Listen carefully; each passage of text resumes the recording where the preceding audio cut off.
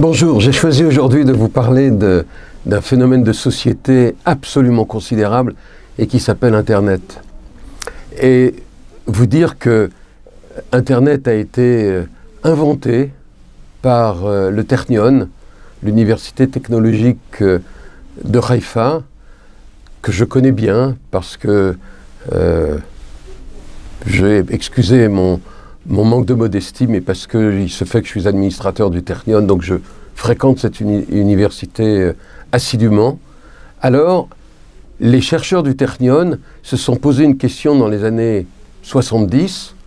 Comment faire en sorte que les chercheurs puissent communiquer entre eux sans avoir à se déplacer? Et donc, à l'interne du Technion, à l'intérieur du Technion, ils ont trouvé un moyen de faire communiquer entre eux les ordinateurs du Technion. À l'époque, les communications entre ordinateurs et par voie aérienne, c'est-à-dire sans fil, n'existaient pas encore. Et donc, c'est à l'aide de câbles, c'est à l'aide de connexions matérielles que les chercheurs ont communiqué entre eux. Et puis, étant donné que les chercheurs sont en général des gens qui voyagent beaucoup et qui se déplacent, eh bien, ils ont voulu emporter avec eux cette faculté de pouvoir communiquer entre eux. Ça s'appelait le bitnet. C'était le mot, il y a déjà le net dedans. Parce que ce que vous savez sans doute, c'est que les trois mots net, c'est pour résumer le mot network. Et le network en anglais, eh bien, c'est le réseau. Donc, Internet, c'est l'intercommunication des réseaux, et le bitnet, bit c'est l'expression employée en ordinateur pour signifier l'élément originel de la programmation informatique, donc bitnet. Et puis après, c'est devenu l'Internet.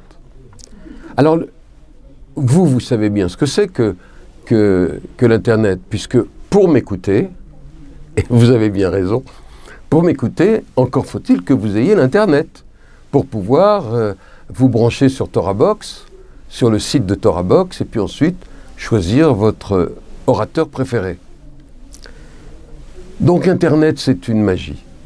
C'est une magie, et ça c'est dans les aspects positifs, parce que aujourd'hui, il y a ce qu'on appelle des moteurs de recherche, et quel que soit le sujet qui vous vient en tête, quelle que soit l'ignorance que vous voulez combler, eh bien, vous allez sur Internet et il y a toujours des réponses.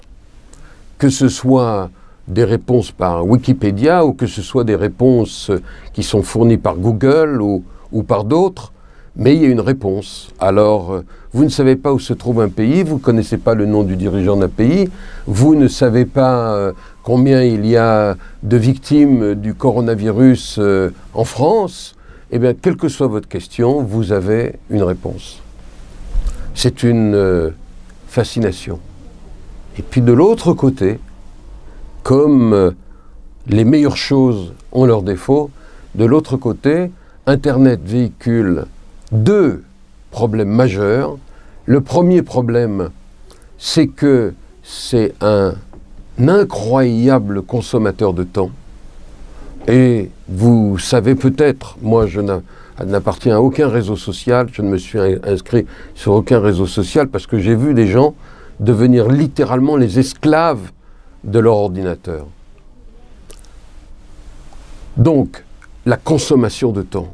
On peut rester accroché à son ordinateur, accroché à Internet pendant des heures et des heures, en oublier de manger, mais en oublier sa famille, en oublier ses amis, Et Internet contribue, contrairement à ce que les inventeurs d'Internet ont voulu, contribue à isoler les gens.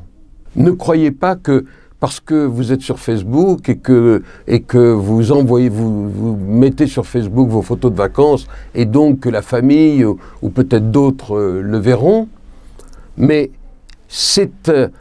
on le voit aujourd'hui avec la crise sanitaire que nous vivons, on le voit bien, on remplace les contacts physiques par des visioconférences, par des vidéoconférences, ça marche très très bien, ça marche très bien. mais ça nous éloigne tellement les uns des autres. Le deuxième défaut dramatique d'Internet, c'est tous les excès dans des domaines dont je n'ai même pas envie de vous citer les noms, et tellement c'est sale, c'est répugnant, vous m'aurez compris probablement. Et je me souviens qu'un jour, avec l'un de mes enfants qui m'avait posé une question, je lui ai dit, ben, tu sais, on va voir sur Wikipédia qu'est-ce que l'on sait sur le sujet. Donc j'ai mis 3-4 mots-clés dans la barre de Google pour arriver à, j'espérais, à trouver ce que je voulais. Et probablement qu'un site pornographique avait utilisé les mêmes mots-clés. Et je me suis retrouvé extraordinairement embarrassé devant mon fils. Et vous me direz, et je m'arrêterai là-dessus, vous me direz, mais écoutez, vous n'avez qu'à mettre un filtre. On met des filtres, les gens ont des filtres, bien sûr. Et ces filtres-là limitent considérablement votre possibilité d'utiliser Internet. Je voulais simplement dire que nous sommes placés les uns les autres devant nos responsabilités. Et filtre ou pas filtre, de mon point de vue, ça ne change rien. Je vous remercie. TorahBox, c'est la diffusion chaque jour de cours de Torah variés et innovants, adaptés à chacun. Grâce à une équipe investie et désireuse de diffuser la Torah à son peuple, des cours sont enregistrés chaque jour en studio, puis montés et diffusés.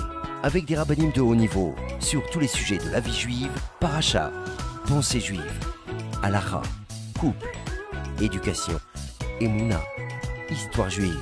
Et chaque semaine, une histoire exceptionnelle à raconter le Shabbat. De nouvelles émissions et débats innovants qui confrontent Torah et actualité.